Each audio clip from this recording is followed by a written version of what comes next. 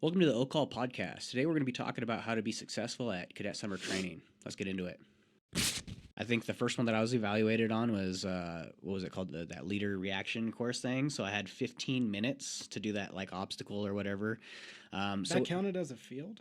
so yeah, it counted as one of my graded ones. I got the squad leader. That was my squad leader repetition for evaluation. I ended up Okay. getting an E on that one because I knew I had 15 minutes. I couldn't do the entire like op or the planning or all that stuff. So I literally just I did the TLPs and I went as I was going through a certain TLP, like I said, like at this time, oh, I've just received the mission, and then like I talked through every single one and I mentioned the step that I was on. So even though I didn't pass the objective, like I lost like it was like the floor is lava type thing. So more than half of my people died. I lost a bunch of like resources, logs, and stuff. If you drop it, like oh you lost it. So even though like the overall mission failed, like I still got an E because I played the game. So Alex, when you were preparing for CST, is there anything that you did specifically, like brushing up on doctrine, the Ranger Handbook? Like, what did you do to prepare? Yeah, so I had let's see here. I had an interesting CST experience. So I went in 2021. Okay.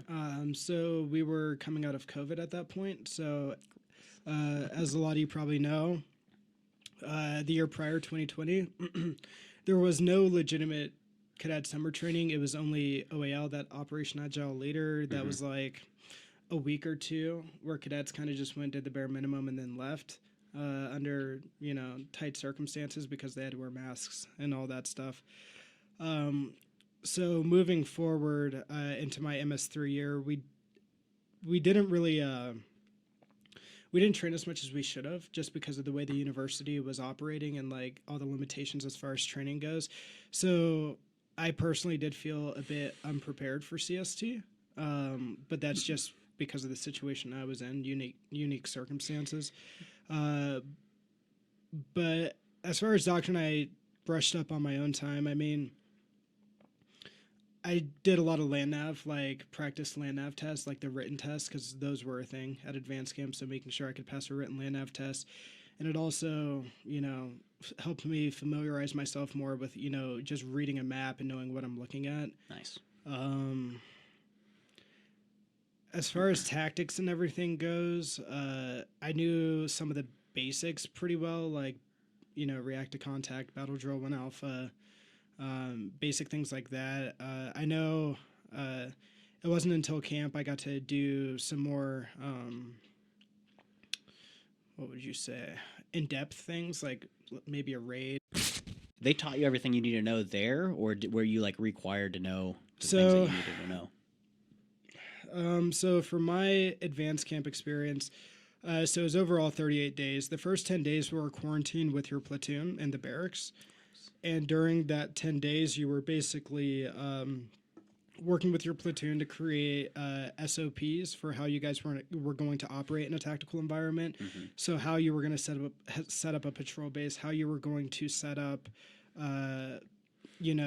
roles and responsibilities as far as like squad leaders and whatnot goes for an ambush or raid or Like react to contact. like what techniques you're going to use for crossing the LDA? Yeah, just setting up those SOPs so that when you get to the field, there's systems in place, right? So with that, did you guys have a lot of people coming from different schools and they're like, the way we did it was this? Did you have people butting heads? We had a lot of that. We also had a lot of people like me getting there that were like, some people were more prepared than others just because they were coming from different schools that trained differently. I still got through it fine. I didn't have any major issues, but there was definitely a learning curve and I had to catch up compared to some of the cadets. And there were a lot of people like me from a lot of different schools. Like you got to think in one of those platoons, you got 44 cadets coming from I don't think we had anybody from the same school. Interesting. Within our platoon. So people coming with different levels of experience and background. Yeah. Nice. So for myself, like the way that I prepared for camp, I came from a pretty small school. Well, we were a satellite school, so the overall program was about average. However, because our satellite school was pretty small, every single one of us were able to do a leadership position every Thursday for lab. So that set us up for success. And then when we got to camp, I was blown away when like we had some cadets saying like, "I've never done PL or whatever," Yeah. and it was like, "What do you mean? I've been doing this every freaking week for the last like year." Yeah, like I said, people were just coming with different levels of experience just based off the school and the program. I came from a good program, but unfortunately, due to the circumstances with COVID, we were just limited on how much training we can do and Yeah. how many repetitions each cadet could get in with, you know, PL, PSG, squad leader, etc. Yeah. But yeah, I ended up going in 2019, so right before that whole COVID stuff. So I was definitely lucky with that. yeah, So I'm thankful, I guess. So let's talk OPORDs. yeah. So when you got to camp and you got to the field, what did you guys do, put in place systems and all that to create successful OPORDs? So a lot of people showed up with shells. Yep. So your situation and mission are pretty much given to you, right? Like You just gotta flip it. Yeah, it's in the company OPORD, so you just got to flip it down to a platoon level OPORD. So PL would basically write up situation, mission, and execution. Really, that execution paragraph is the one that really matters because of how in depth it is and all the sub paragraphs and whatnot. As far as sustainment and command and signal, I know we used our teams. Like, so platoon sergeant, RTO, and medic would work on things such as sustainment as well as command and signal paragraphs. And the PL would primarily focus on that execution paragraph. One of the things that I saw that worked, at least for me, was if you as the PL, if you can just, obviously you're going to be on a tight timeline, you're going to have time hacks you have to hit. But if you can just step away for 10, 15 minutes as the PL, just get away from everybody while everyone's running around trying to get organized and whatnot. Step away, work on that execution paragraph, and take some time to like breathe and think about it.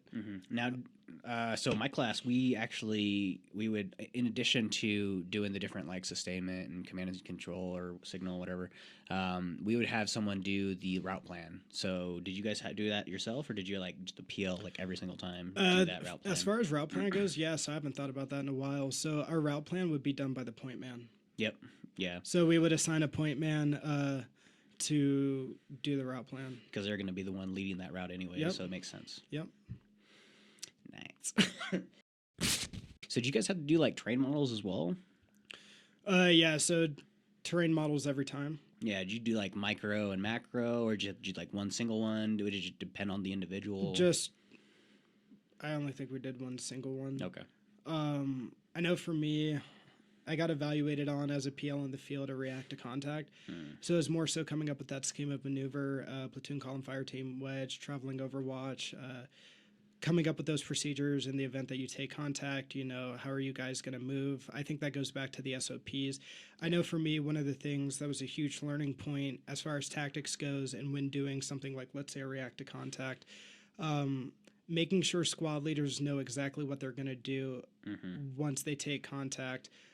Because there's some things, if you don't clarify, you may have a squad leader that pushes through an objective when they weren't supposed to. They were just supposed to lay down suppressive fire, and then you're trying to figure out, you know, where all your guys are at, and you're trying to like orchestrate and coordinate all this movement, but your squad leaders are not all on the same page. So I know for me, the biggest thing that I saw through other mistakes was make sure that however you plan to move, however you plan to conduct actions on the objective and that maneuver piece, make sure that your squad leaders, everyone knows exactly when they're supposed to move and how they're supposed to do it, and make sure they're communicating properly. I saw one time communication was an issue. The squad that was first in the order of movement, they would take contact and they would all drop rucks, right? Well, the squad leader has the radio in their bag and they drop the ruck. And now, plus if you're in thick vegetation, you can't always, when you're in a platoon column, like you can't always, as the PL, you can't always see every moving piece. Right. And so communication is big. And so when your squad leader in the first order of movement drops their radio, and they're not communicating with you, and you're trying to figure out where they are, what they're doing, Yeah. that can quickly make things complicated. Yeah, so typically, like good TTP, make sure your RTO is squared away. They know the plan. They can, because as a PL, you're not gonna have that you're not gonna have that radio, so you're gonna basically be using a third party to communicate to those squad leaders. However, if your squad leader drops a ruck and they don't have anything to communicate with, you're kind of screwed. Yeah. Yeah, I know that was the big one.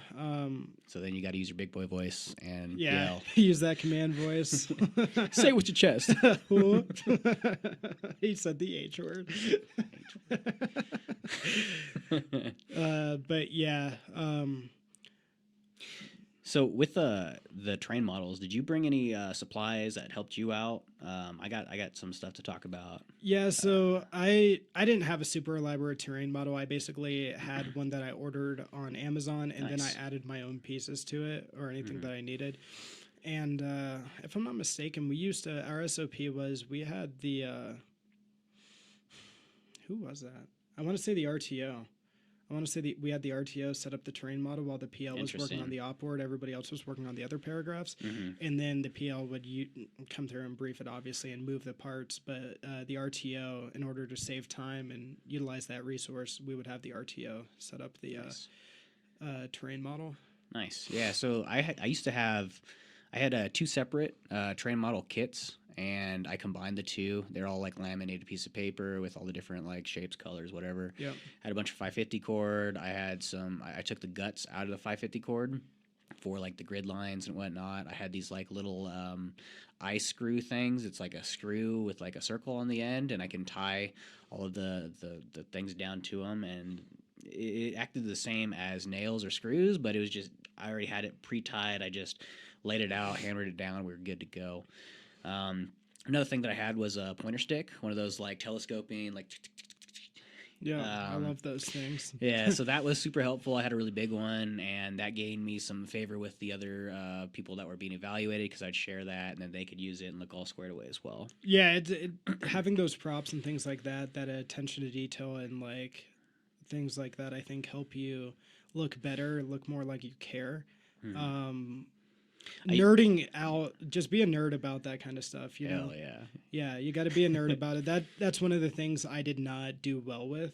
Like I was fine, but I definitely after the fact can look back and be like, okay, I could have done X, Y, and Z better. Yeah, and then like when I went to Able, like I ended up using a laser pointer, and that was a huge hit. And then the Cat Draven, like they were digging that.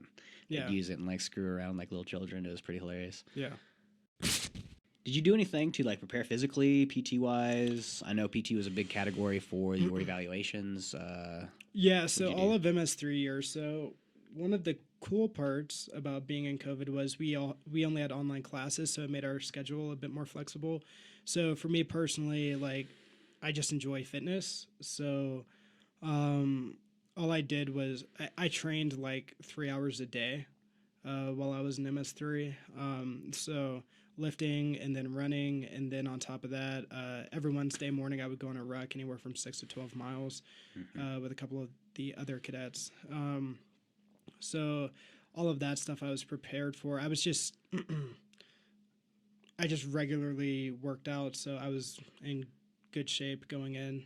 Didn't have to really worry about it. I do think preparing physically is huge.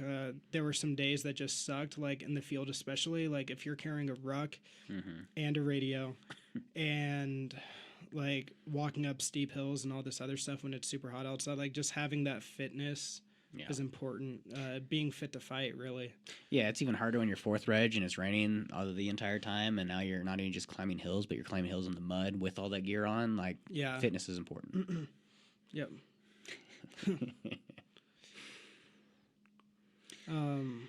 Yeah, I also think, so as far as PT tests go, while we were at advanced camp, I don't know how it is now. I know in 2021, so the ACFT was still up and coming. So the test for a record was actually the OPAT. Oh, wow. So I did the APFT. So are you familiar with the OPAT? So, like, I seen it long-ass time ago, but I never It's like where they have, like, it. the pacer test thing and... No, you so I is? no, I don't You're have probably much too experience. old to know what the pacer test is. Definitely too old for that. Yeah, those of you who went to high school in the last decade probably know what the pacer test is.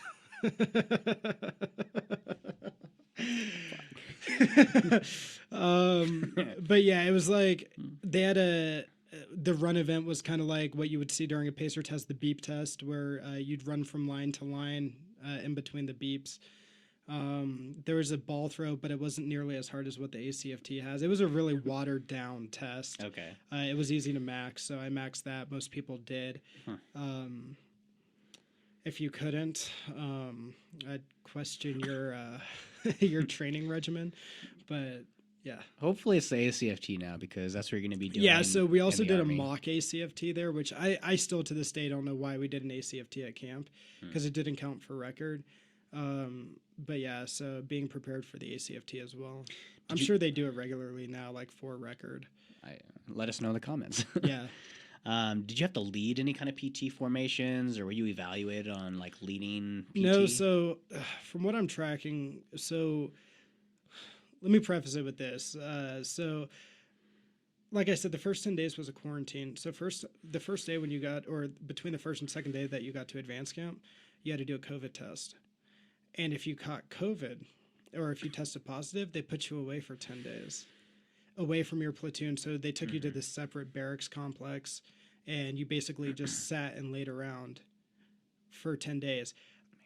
I had a positive test for COVID, even though I felt fine. Most of the people in that little camp felt fine, but we were all removed. Asymptomatic? Yeah, we were all removed from our platoons during that 10-day, even though the platoon was still doing a 10-day quarantine together where they were, meeting up, talking about SOPs.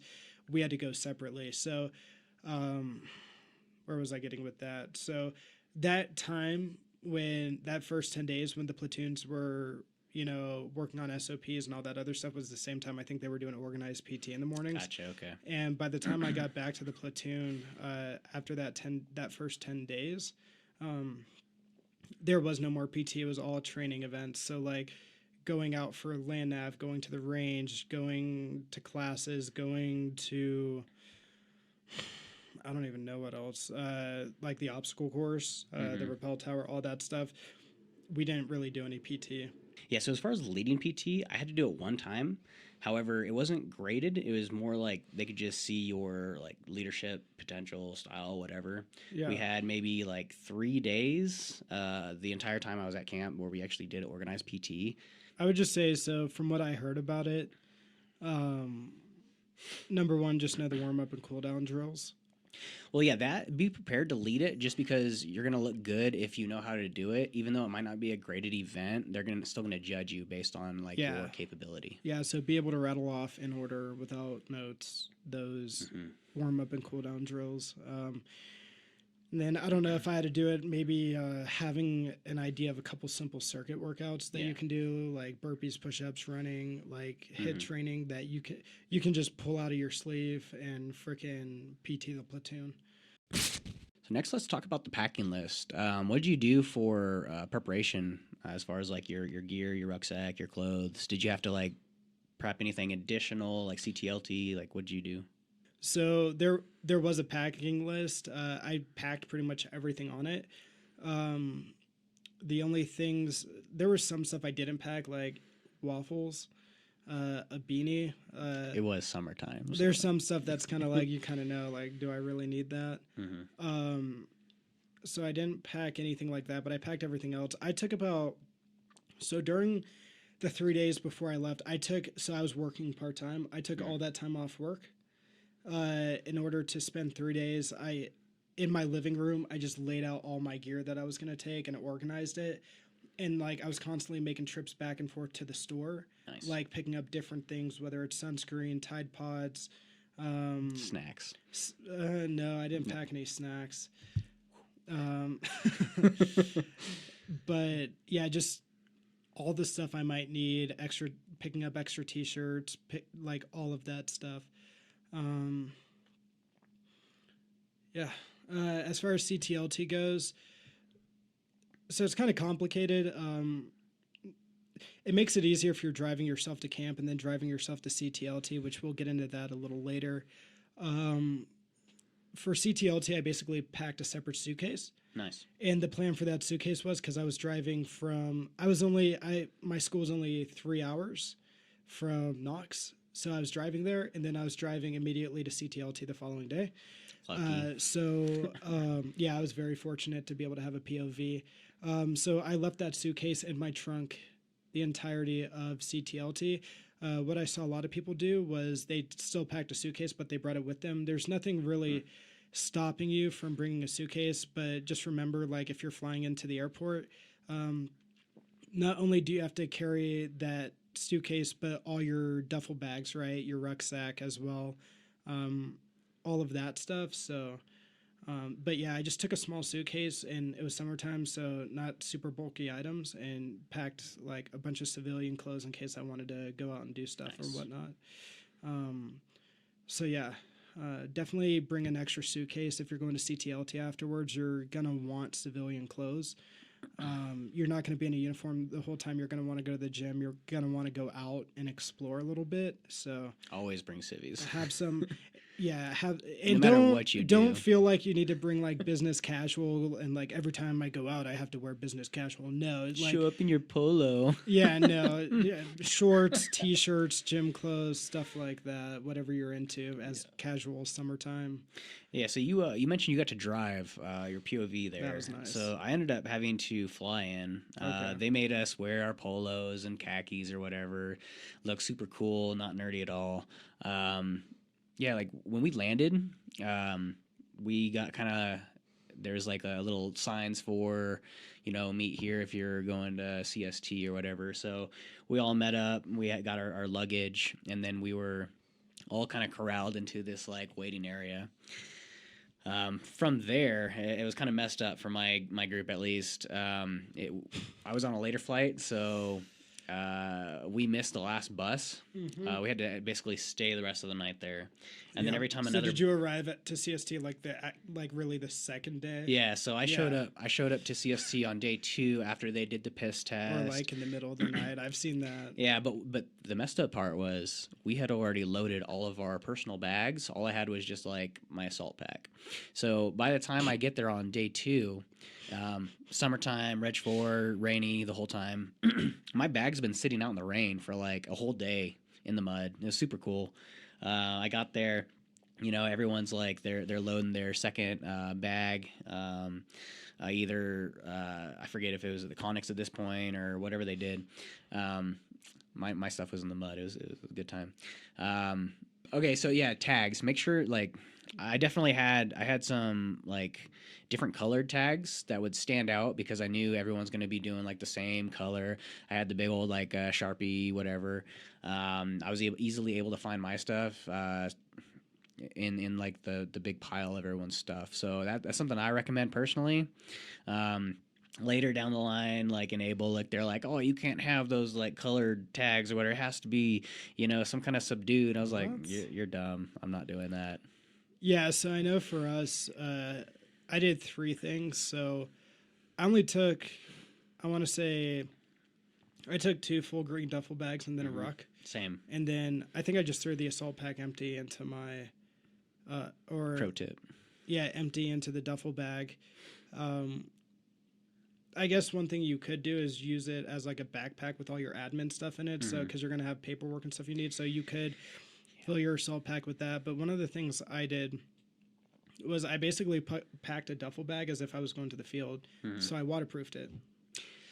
Waterproof your stuff. And I didn't do it to waterproof it from rain. I did it to compartmentalize. Nice. So getting those big plastic Ziplocs that I could fit a whole set of OCPs into. Were those the air, the ones where you could like vacuum out the air? No, but they were similar size. Nice. I think I forget if it was Walmart or Kroger or somewhere, but you can find, if you really search at different stores, you can find really big Ziploc bags. So, Amazon. Yeah, so I found you can find it. I found some I could fit an entire set of OCPs into. Nice. So it's just about like compartmentalizing so that when you get to your squad bay into the barracks, once you get to advanced camp, everything's compartmentalized. Okay, I got a set of OCPs. All right, this bag's for all my undergarments, so t-shirts, underwear, stuff like that. This bag's for all my socks, things like that. I know we had a field weekend, which that was the weekend we did land nav as well as like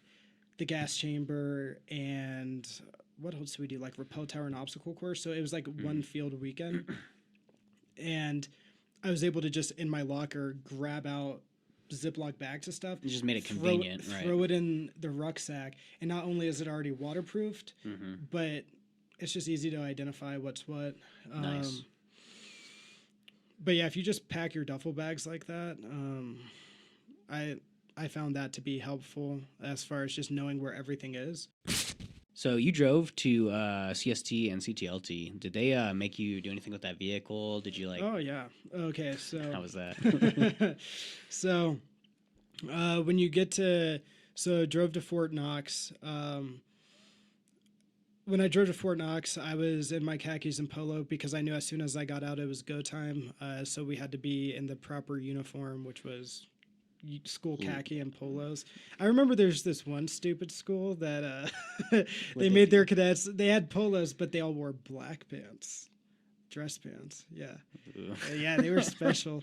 If that's you, if that's your school, comment down below. Yes, please, because I forget which school that is. But yeah, so being in the uniform, and then so there was a big parking lot, like an I don't even know what you would call that, like a big storage parking lot in like the backwoods of Knox, and it was just a gravel parking lot, and there's signs for it, and you just you drive there, and there's vans to pick you up, so you just go, you park your car, you lock it, and they take all your bags into the van, they take you, and they drive you to the layout site where you in process and everything. Nice. There were rumors like, oh, they're gonna unplug the batteries of your car. They need like a car inspection and all this other, like a POV inspection, all this stuff. So we did it, but as far as like the battery and stuff goes, no, my batteries stayed intact. Kept my car key in a safe place in my locker. You waterproofed it too. Yeah, I threw it in a Ziploc bag. I threw that in like my wallet and the stuff I just wasn't gonna need into a Ziploc bag, and yeah, and then at the end of advance camp, like 38 days later, the car was fine. You know, it's not like the battery's dead after it's summertime. It's not like it's super cold. Your what is that? Fuel lines are gonna freeze, and yeah. So in the winter, if you leave on a deployment, you come. We wouldn't know anything about that. I know a lot about that. Anyways, moving on. All right. So as far as evaluations go, what were the big ones for you? Like in your group, like LNAV, blue cards, stuff like that? Yeah, so we had like obviously the day, night land nav. We had the 6 mile ruck march. We had you had to be a platoon leader or PSG, and then you also had to be a squad leader in like various evaluation roles for like field stuff. We could also get spot reports. You can get either good or bad spot reports, the blue cards. I got like a good one for just when we were doing the range stuff. I was just teaching some people some stuff that I had learned. And I wasn't trying to get anything out of it. I was just like, hey, this is some cool shit. And I got a blue card for it, which ended up helping me in the long run. And I'll talk more about that later. But we did see a few people get some negative spot reports, and I don't know if they still do it the same way as they did back in 2020, but it could like move you up and down on the OML inside of camp. How was it for you? Like, do you have similar experience? Yeah. So as far as spot reports goes, the only two spot reports that I remember being prominent when I was at advanced camp was either you were on your cell phone, or you fell asleep like in the field while you were pulling security or something like that. You were sleeping when you weren't supposed to. But yeah, I didn't even get a spot report, negative or positive. I remember I did see one positive one. We had this dude. He had a BSN, a bachelor's in nursing, and it was towards the end of advanced camp on the 12-mile ruck, and somebody fell out and like.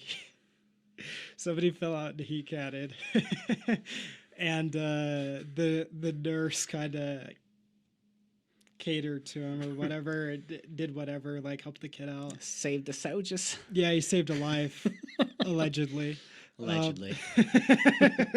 And so he got a positive spot report for that, but yeah, I never got a negative or positive.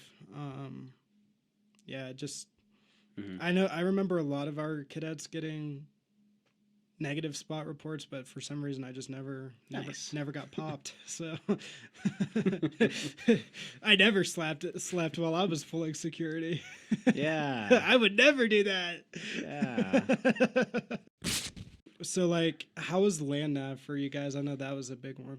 Yeah, so I remember when we did the land nav, we had to wear the that stupid like GPS The thing. miles gear. Yeah, it was super dumb. You had this big ass battery, so like you'd be running down, trying to find your points, and you got this thing like just hitting you on the back, Yeah, I and remember that very well. good times. Ask your friends.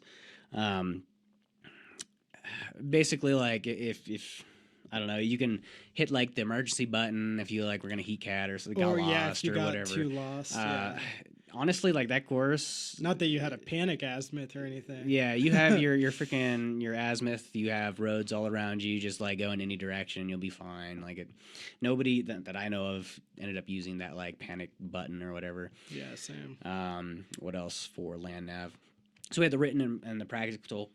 We had the written and the practical. I believe the written for us. I know you had to have like a certain score to get recondo.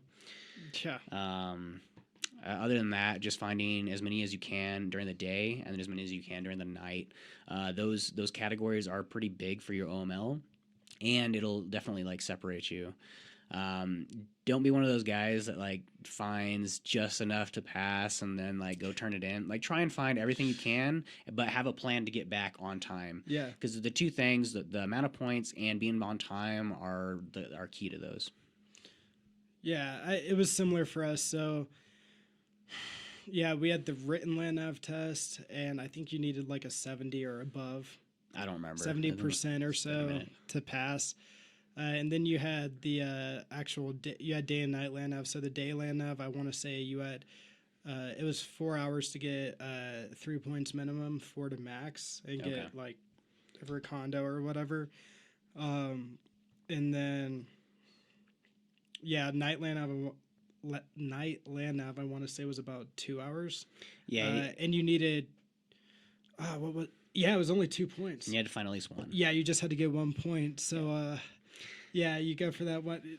Be smart and make sure you're passing first, like it just depends on the person. I know for me, I was like, all right, I see there's one that's only like 50 meters into the tree line and it's pretty dark out here.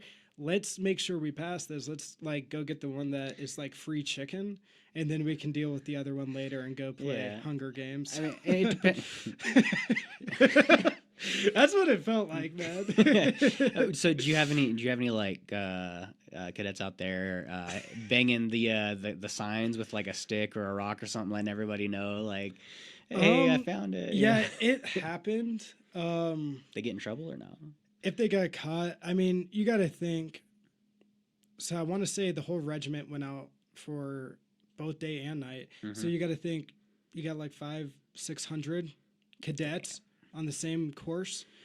So if you end up in the same vicinity, right? People are standing at those posts like, hey, what are your last 4 digits? Yeah. Like that kind of thing. Or like people, writing or scratching or sharpieing on the placard. Because you had the clackers and you had to like put the little There was that. I remember there was these one idiots that like were freaking breaking clackers. So So I remember that was the thing, but I never had an issue with it, honestly. So yeah, there was definitely a lot of collusion on the land nav course. Just don't get caught. Well, that and then so it depends on what reg. Like what reg were you? So I was 5th reg. So like we had plenty of cadet trails. Like you could get in the vicinity and then you see where obviously you need to cut into the woods and you just follow the trail. And it takes you right to the It point, takes you or right to to the some point. lost cadet looking for the point, and then you definitely don't collude. No, I don't recommend that. Take a knee. Hey man, you got this? Wait, you got the same strip as me? Let's do this. That clacker's broken? Gosh. Oh no. Looks like they can't hold it against us if it's wrong. So I know Don't be that for guy. us, so now that I think of it, there was one placard that was broken. Okay. So there were like known points, like water points throughout the land, of course. We would just go get like some of the, and not instructors, but like people just there, like proctoring, making sure everything was Mm, going fine, nobody got hurt. We would go get those guys. They would radio it up, nice. and then they would like sign off on our thing. Yeah, For because that point, like, all right, you got it. Like the clacker's broken. either that or because it was a low elevation, there was rain. Some of the points will be either partially or fully underwater, and you can't reach them. So Or in the middle of like a freaking swamp island, and you yeah, have to walk through 5 feet of water to get to it. Yeah. especially when you're like 5'5". Yeah. Yeah, I know Nightland Nav was easy. Dayland Nav, for some reason, like I had my points had a stretch. Hmm. Like there were some like far points. Were you allowed to use the roads? Yeah, so the gravel roads. It It's not ranger school, Land so Nav at Advanced Camp is kind of like free chicken. Like yeah, you have use those the known roads. you have those known roads, and they even tell you like, hey, this road on the map does not exist. Nice. I didn't get that. So there was that, and then you also have the known water points.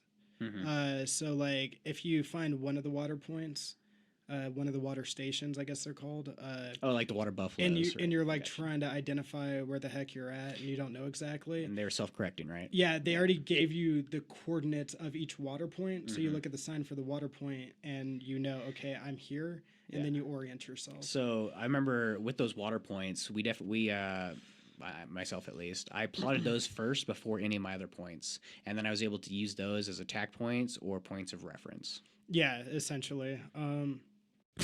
So what was your lane in the field?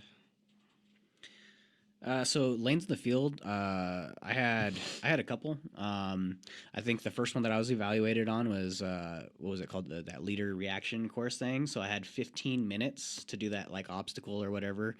So That counted as a field? yeah, it counted as one of my graded ones. I got the squad leader. That was my squad leader repetition for evaluation. I ended up Okay. getting an E on that one because I knew I had 15 minutes. I couldn't do the entire like op or the planning or all that stuff. So I literally just I did the TLPs, and I went as I was going through a certain TLP, like I said, like at this time, oh, I've just received the mission, and then like I talked through every single one, and I mentioned the step that I was on. So even though I didn't pass the objective, like I lost, like it was like the floor is lava type thing. So more than half my people died. I lost a bunch of like resources, logs, and stuff. If you drop it, like, oh, you lost it. So even though like the overall mission failed, like I still got an E because I played the game, the system. I was able to. I knew that they were being evaluated on the TLPs, so that's what I made it very obvious. I'm on this step. I'm on this step. I'm going to do that. Oh, cool. Like, Yeah, you kind of exaggerated a bit, just to yeah. show that you're doctrinally sound. And that's for TRADOC in general. Like when you're being evaluated, if you kind of know, like not so much like don't treat it like a game, but like if you can structure it kind of that way, you'll get a little bit further if you can hit all of the points that you're being evaluated on. Yeah. I did that at Bullock as well, and I was like one of the few Same. to get 100 in the field. Same. The other lane I had, so I had like the. Did you guys have the dream team? Yeah, I was actually the PL on the dream team. So I was the first squad leader on the dream team. However, I got evaluated as the PL on it because within the first like 5 to 10 minutes, they killed off the PL and the PSG, and it was more of like an either or mission. So you were going to do this reconnaissance on a down drone. If this, then you do this mission. If it's not there, then you do this other mission. And we ended up not doing either of those. We did a defense, and then like I didn't know it was a spendex because it was the last mission, but I conserved all our ammo, and at the end of it, like they're like, well, dang it, you're supposed to shoot everything. Like the OPORD would never die. Like it was fun, but like it was a lot. Did you ever like get to a point where so did you have evaluations after your official evaluation? So like when you were just running repetitions, right? You already met all your requirements for your official blue cards. Yeah. And now you're just getting reps in. How was that? Okay, so some people would get additional chances. Like if they got a lower score, they can get additional rep to increase their score. That's nice. I didn't have that for myself. I did have the additional reps just to like, hey, dream team or whatever. But I'm trying to remember what the other two lanes I had. I know I had one as a squad leader.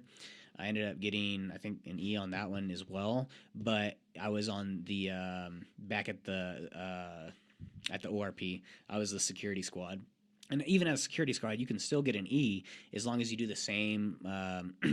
You go over all the steps. You make sure you're checking on all the people. TLP is huge. If you can basically do those TLPs and like let your grader know you're doing them in the moment, even in security, you could do just fine. I don't Yeah, remember. security is like the easiest squad. So to it's be a it's squad it's the leader easiest for. one to pass, but it's one of the harder ones to max out That's fair. because like you're not doing anything for the most part. Yeah, that's So where you I have to have find my. work. Yeah. And then honestly, I don't remember what the other lane was. Yeah. So I do remember my Garrison one. I was PSG. I was PSG for like a couple days, and I remember one of the. It wasn't a spot report, like a good spot report, but they gave me some good feedback. They basically said that I was responsible for high morale, even though like I didn't start anything. We were on our way back from like a range or something, and they were singing like some country songs that were playing on the radio, and that Yeah. like boosted everyone's morale. But because I was in the leadership position, they're like, "No, that was you." And I was like, "Sure, thanks, I'll take it." So that could happen, but whatever. For us, I know we had 3 ruck marches. How did that go for you guys? Yeah, so we had 3 as well. The 6, 8, and 12 miler. The 6 was for that time. You can get your recondo spot. It was more of the release run or ruck, I guess, unless you're running it. The 8 miler and the 12 miler were from some previous locations to another location, and then you continue doing your field stuff. The 12 miler was kind of lame because every like 50 minutes they would force us to stop and then rest for 10 minutes. They did that in Bullock too, so it's like a trade-off thing. What about you? Did you have to do the same thing? Yeah, so we had the 6, we had the 8, and we had the 12. So for the 6 miler, similar to your situation, it was just a release ruck, and that's when like the people going for recondo have to go put out, and they would have a pacer for those people that were going for recondo. I forget what the time was, and then I know for me it was kind of cool. So within my company, there were 3 of us from my school. Nice.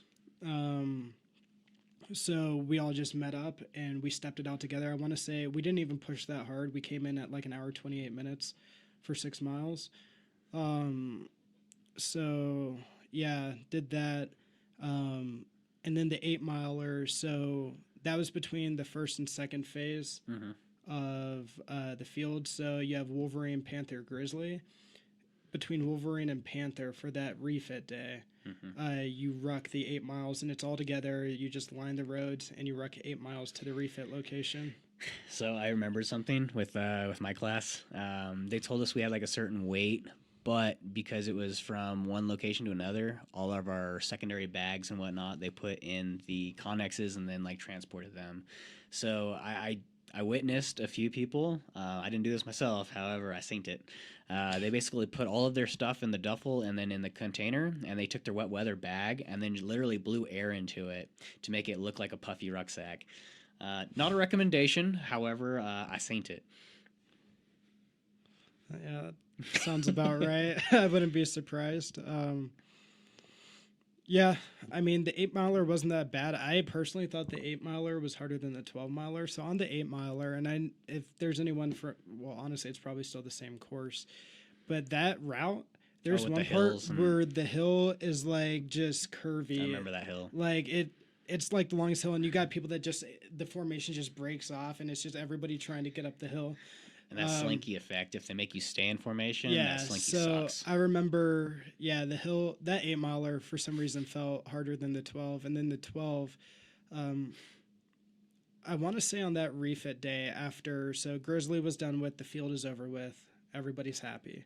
So we just have that refit day, and then the next morning is a 12 miler back to post, and 4 days until graduation.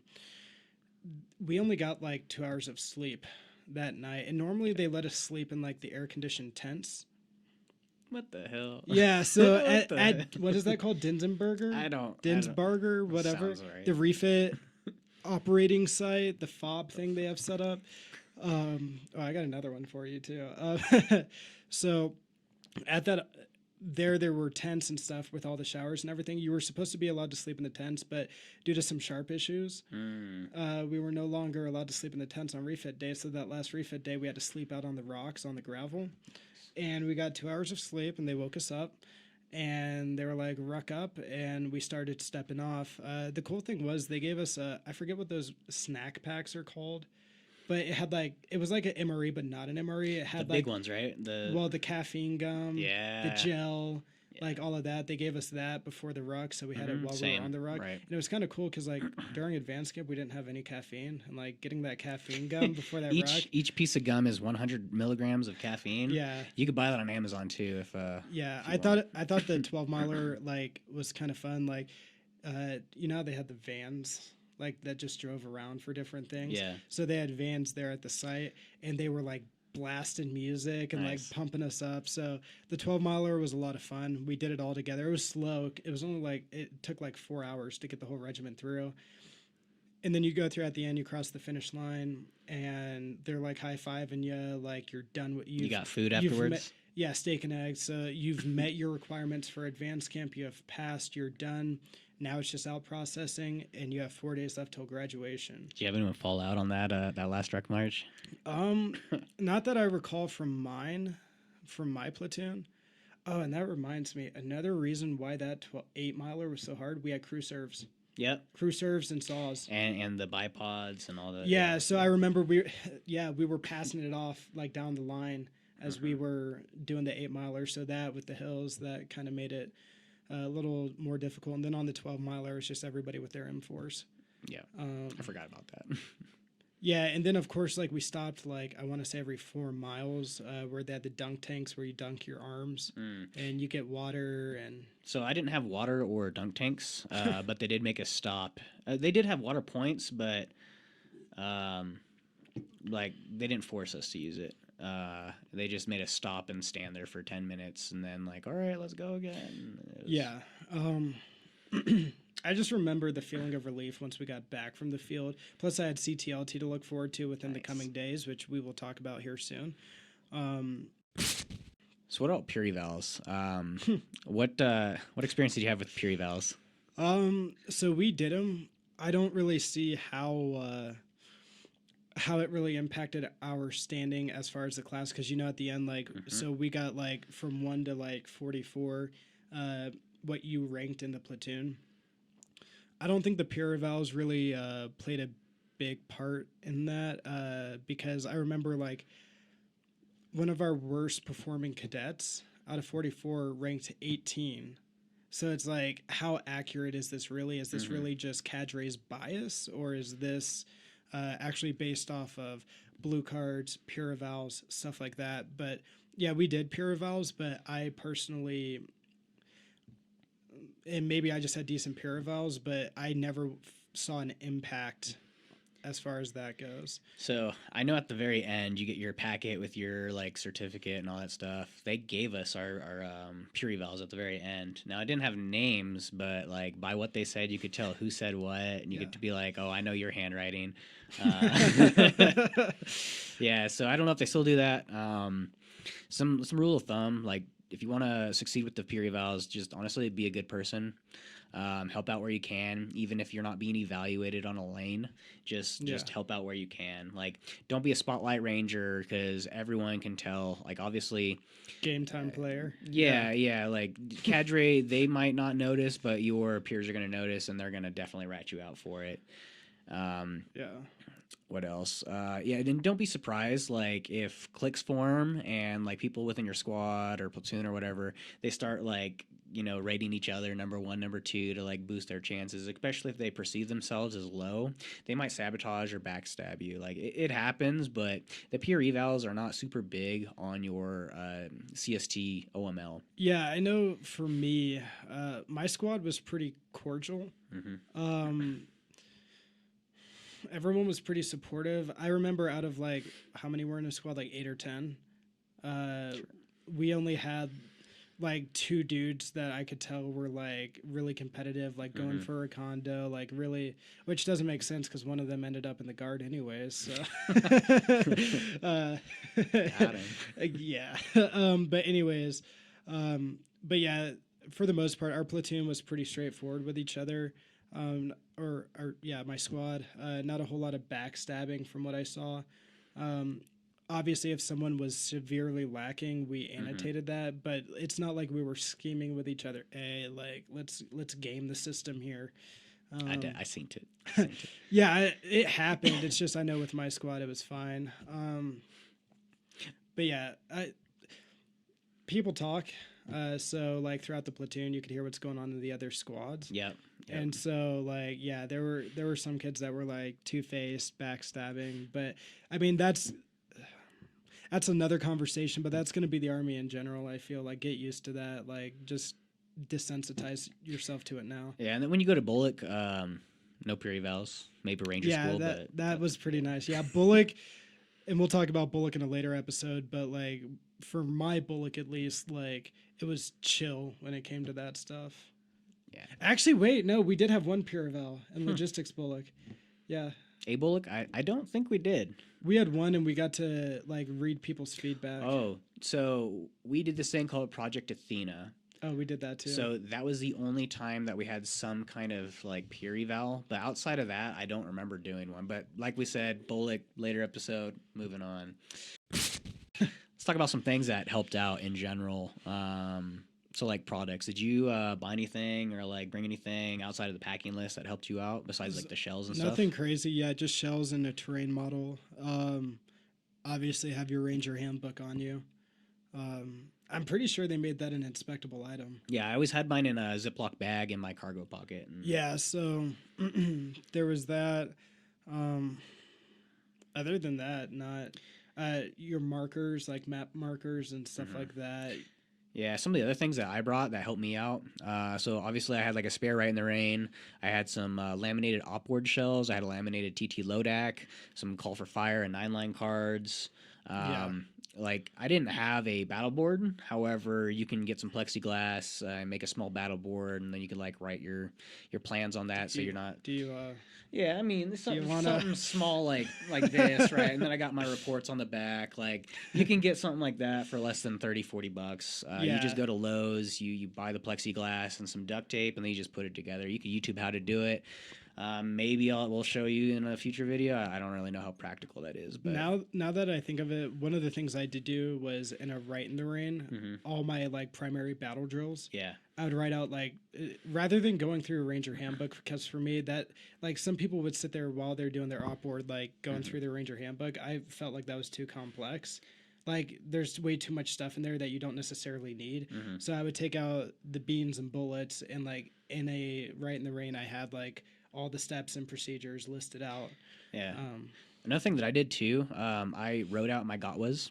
I pre-wrote them out during the planning phase as the Mhm. PL, and then as I would get to the point to where I would have to give the GOTWA, I would literally just give them the piece of paper, be like, "Hey, read this to me. You got it good," and then freaking leave. Did you ever like pre-write op boards?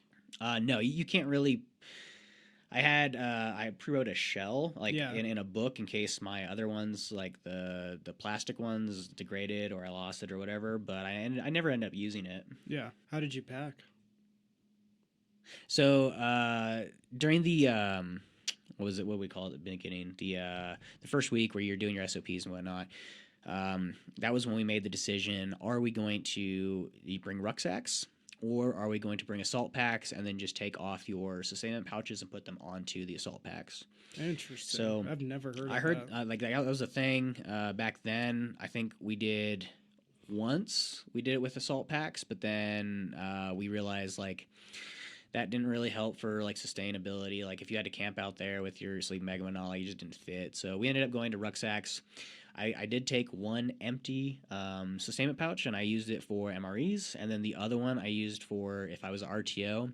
I use it for the radio, Mhm. and if I wasn't the RTO, then it would just be like all those other products, like the smart cards, the freaking shells or whatever, easy access items. And then I had like another like sustainment pouch thing for like wet weather because it was raining a lot.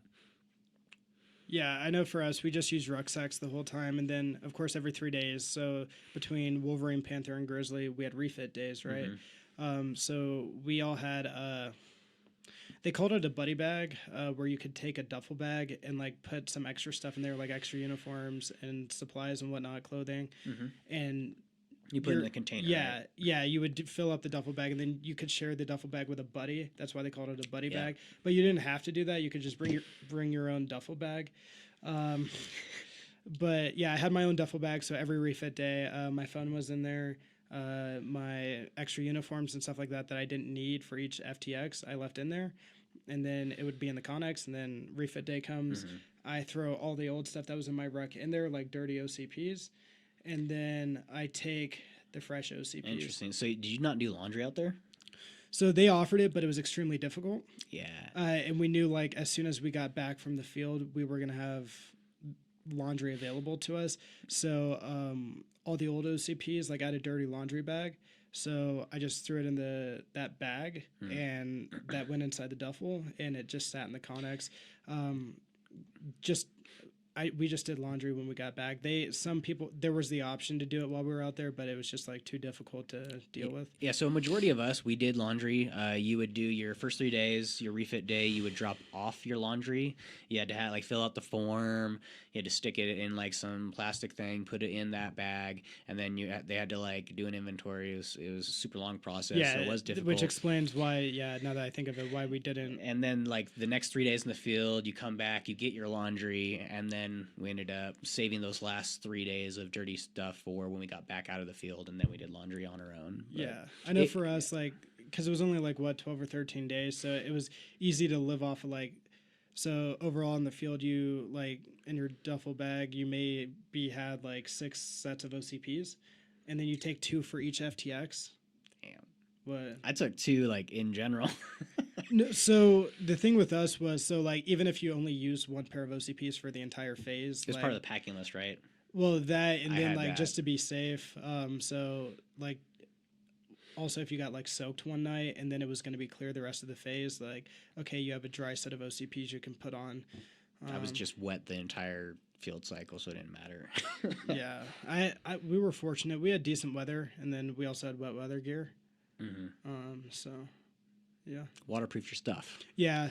Put everything in Ziploc bags. Like, I mean, and like I said earlier, it makes it easier to compartmentalize. Like, so when your rucksack gets absolutely destroyed and it's not like covered by a poncho or anything, like everything inside is dry. Yeah, or if you're using your poncho to protect all the radios because you're the RTO in a thunderstorm and you sleep in the rain, like at least that's... Or if you take like, a gel deodorant stick and it freaking melts, it's like it's in a Ziploc bag so it doesn't like drip all over your stuff. Do that with your shampoo as well? Yeah. Because that... You took shampoo to the field? No, I'm just saying in general, like... I've had that stuff explode in my hygiene kit in the past, and it got like everywhere. It was great. Yeah, so literally putting everything in Ziploc bags. That's what I did. So, did you do CTL too? I did. So the very next day after graduation, I ended up right back into the polo and khakis, and it was super cool. And then right off to the airport, went to Fort Bragg, and then I got picked up by some of the an LT and a staff sergeant that was at the unit I was going to. How about you? You got to drive, huh? Lucky. That sounds awful. Yeah, so once again, so I was fortunate enough to drive. So I drove to advance camp. And then I also went to Fort Campbell. And that was only 2.5 hours south, I think. It was 2.5 hours south of Fort Knox. Something like that. 2.5 hours away. And then, I had my POV. So we had graduation. And then the following day, I just had to get there by, like, I want to say 1500. And then just check in or whatever. So, like, my parents had came to graduation at advance camp to see, like, the passing review, all that stuff. And then the rest of the day, I went and hung out with them. And then slept in a hotel that night, and then the next morning hung out for a little bit, and then drove to Fort Campbell the next day. I know the kids who didn't drive, they or weren't allowed to drive. They took, yeah, they flew, Yeah. and then they had like a charter bus pick them up and drop them off at the hotel. Y- Um, in that hotel, did you have to have a roommate or anything? I know I did. yeah, that's a good one. So I did have a roommate. So it was a 2-bed hotel room. Yeah, I get there, and it actually ended up my roommate ended up being someone who was in my company at advanced camp, Nice. and that person and I. So the cool thing about me having a car was we didn't have to Uber anywhere, we didn't have to walk anywhere. So like he was a huge gym guy. I work out too, so like we would drive to the gym together. We'd go out to eat. We would just go do whatever we wanted when we weren't at work, or we didn't have to be somewhere. And yeah, it was an awesome experience. Him and I ended up becoming best friends there. Nice. And You then still all the talk. way through MS4 year, we stayed in touch, texted all the time. And then we also, what's funny is we ended up getting the same MOSs, Nice. and we went to Bullock together, and then still stay in touch today. Nice. Yeah. Yeah. So I had some guy. I came there after he'd been there for like a week or two. So it was maybe like a week or two that I had a roommate, and then I just had the room to myself after he left. So Nice. it was kind of cool. Why do you leave? Because like our times there were offset. So he Okay. got there like a week or two. Like he was in a Reg ahead of me, and then Interesting. he went there, did the thing, and then left, and I just had it to myself after that. Okay. Yeah, I know for me, I was fortunate enough to have a good roommate. Hmm. And yeah, we ended up becoming best friends. Nice. So So prior to camp, and obviously, and CTLT, did you do anything like preparation for? Because you knew you were going there. Did you do any kind of like fitness? Did you like research the unit you were going to? Like, what would you do? yeah, so I had a very good CTLT experience. So I found out in February of the spring semester of MS3 year before camp that I was going to Fort Campbell to the 101st. And I get a call from the PL in about May timeframe, who Nice. I was going to be shadowing. And he hits me up, he introduces himself. And it was an infantry platoon. So the PL, he was, of course, Ranger tabbed, airborne, aerosol, expert infantry, Pathfinder. So pretty high speed. And it's a light infantry unit. So the culture is a little different there, and it's the 101st. So might be a bit of a different experience than going to, let's say, an armored brigade. So yeah, that was my first exposure to the army, and I knew like I needed to show up in shape. And so yeah, I was making sure I was good with running. I was lifting. Coming out of advanced camp, having not really trained for 38 days didn't really help, but we were still active. It's not like you're getting fat at advanced Right. camp. So yeah, I came out still in decent condition. I was able to keep up and everything. I would say, if you are going to a unit like what I went to, like an infantry Right. platoon, you do want to show up in shape. Like you're supposed to be preparing to become an officer, and as an officer, you're expected to be in shape. So you don't want to show up as a cadet and embarrass yourself by like falling out of a run. Like I remember the battalion commander took the cadets and their LTs And just broke and a y'all few off. of the other LTs out on a 5-mile run one day. He was like, "We're just gonna maintain like an 8:30 pace." No, it was like a 7:30 pace the entire time, and I was able to hang on. But like I remember the other cadet had fallen off, and his LT fell off with him. And don't get me wrong, I was fighting for my life on that run, but it was an awesome experience too because I got pushed harder than I ever had, and I didn't realize I had more in me. So a lot of that experience, I just learned a lot about myself physically, and it kind of set my mindset up for when I commissioned and became a platoon leader, how physical standards should be. Nice. Do you have any other like personal experiences, CTLT, you want to talk about? Um, Move on. Overall, I mean, if you can do CTLT, it's an awesome experience. I wanted to do airborne or aerosol, but unfortunately, that's just not how everything played out. I ended up getting a CTLT slot instead of a school slot, and honestly, reflecting back, that's the best thing that could have happened to me. Nice. Because what I learned there is not something like, sure, if I went to a school, I'd get a badge or whatever, but having that exposure to real army, being able to see a good platoon leader, getting to see a good unit, just really set me up as far as getting to my own first unit. Yeah, and you met some good people along the way, so that works out. Yeah, lifelong friends. So, um, yeah, no regrets. Definitely recommend CTLT. I know your experience was a bit different, Yeah, so I ended up going to Fort Bragg.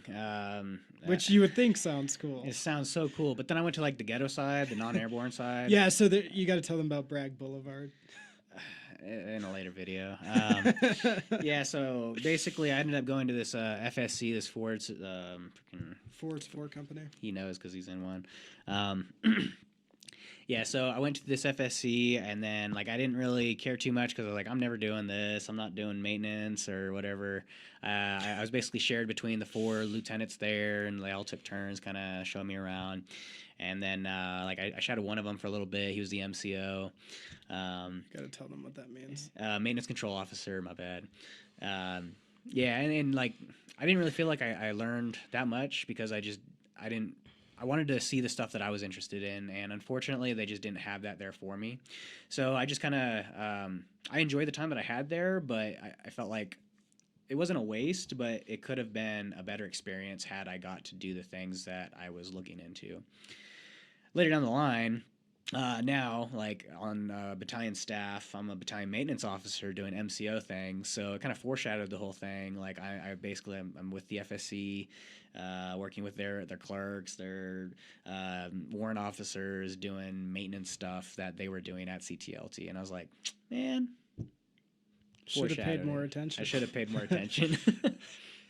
Yeah, for sure.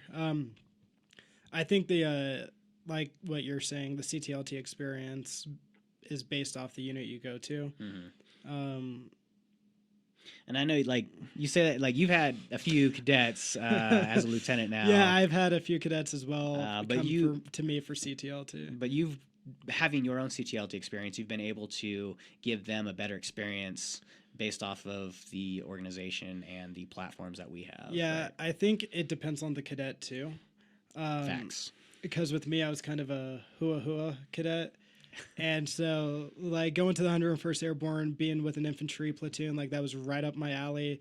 They really challenged me and pushed me and gave me what I wanted. I got to do air assault operations, like flying Black Hawks, Chinooks. You got videos of that too? Like, yeah. I got to freaking do a training workshop with some of the 5th group guys where they taught us how to clear rooms and all this other stuff. So I was just open to it. I know some cadets are not as hard charging, not as hua, and I saw that especially because I thought when I got my first cadet, I was going to be able to do the same thing. And honestly, I probably would have got in trouble if I tried pushing my cadet as hard as they pushed me, but just different people. Yeah, but I remember too, like you had a lot of connections. You were able to get these cadets like rides in helicopters, like So for my cadets, and this goes more into networking, which we'll talk more so in a later video, especially once we start targeting like you brand new second lieutenants. Networking is huge. So for me, I couldn't necessarily in my position give all the cadets exactly what they wanted, but I knew how to resource them. He knows a guy. Yeah, part of being a logistics officer, if you play it right, you know a lot of people. Whether it's other loggies in different units that do different things, or it's, being an ordnance guy, I know EOD guys, even though I'm not EOD. So, like, I was able to connect a cadet with a Black Hawk ride, because one of the people I went to Bullock with is a maintenance officer over in the aviation brigade. And it was just as simple as sending a text. Another cadet, he wanted to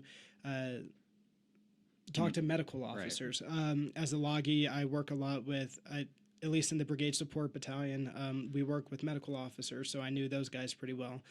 And then I had another cadet recently, he wanted to talk to EOD guys, so I reached out to one of my peers from Bullock that ended up taking the EOD path, and was able to send him over to the compound, and he got to play with EOD for a few days. So, yeah. Yeah, so I guess moral of the story is if you end up going to CTLT and you want to see something other than what you are being given, just ask, see if they know anybody, if you're able to go outside of that unit. It doesn't take any paperwork, or it's more of just like an agreement. Like when I went, Yeah, it's more so just like under the table, like, hey, can I bring my cadet over here? yeah, And normally a lot of LTs are receptive to that. The only thing I would say is, as a cadet, you're not entitled to it. So if your LT is like making all these moves for you, is like connecting you with all these people and like connections, be grateful, because that's not normal. Like, not every LT is like that. Not every LT will go out of their way to accommodate you and facilitate what you want to do. So be thankful and recognize that this is not a privilege, or this is not a right. You're not entitled to it. It's a privilege. That's something I definitely saw with some of the cadets. They were a bit entitled. So depends where you go to school. it depends on where you go to school too. You know, there's some schools. So yeah, if you guys have any other questions about Cadet Summer Training or CTLT, go ahead and put them down in the comments below, and we'll try to answer you the best we can. Don't forget to hit that like and subscribe button and turn on your notifications, and we will see you next time.